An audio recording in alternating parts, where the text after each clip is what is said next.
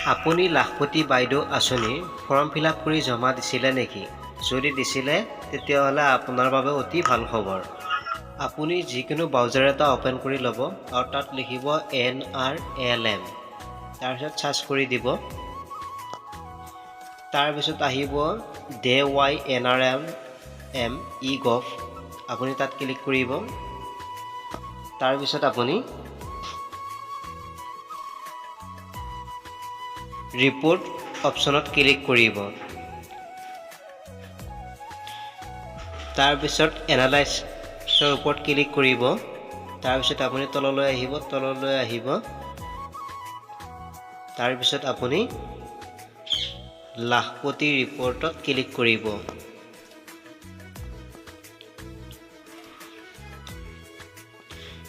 তাৰপিছত LR1 প্ৰথমটো click কৰিব। তাৰপিছত তললৈ আহিব, আপোনাৰ ষ্টেটটো চিলেক্ট কৰিব। আকৌ তললৈ আহিব, তাৰপিছত আপোনাৰ ডিষ্ট্ৰিক্ট চিলেক্ট কৰিব। তাৰপিছত আপোনাৰ ব্লক চিলেক্ট কৰিব। তাৰপিছত আপুনি গাঁও পঞ্চায়তটো চিলেক্ট কৰিব।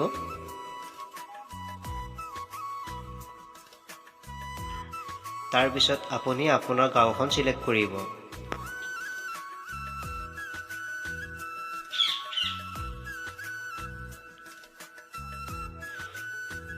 আপোনাৰ গাঁওখন আপুনি চাৰ্চ কৰিও উলিয়াব পাৰিব।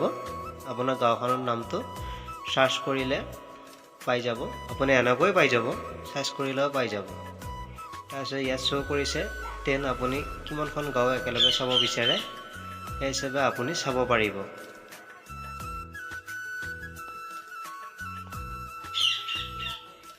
তাৰপিছত HAG নেম, আপোনালোকৰ গোটৰ নামটো ইয়াতে আহিব আৰু আপোনালোকৰ গোটৰ কিমানজন সদস্য সেইকেইজনৰ নাম আহিব আৰু কিমানজনৰ নাম আহিছে তেওঁলোকৰো নামবোৰ আহি যাব।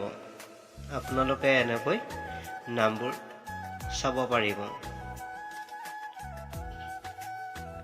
কিমানজনৰ নাম আহিছে আপোনালোকে এনেকৈ চাই উলিয়াব পাৰিব। আৰু এইফালে আছে নেক্সট, 2 নম্বৰত ক্লিক কৰিলে আপোনালোকে বাকীখিনিও দেখিব পাৰিব।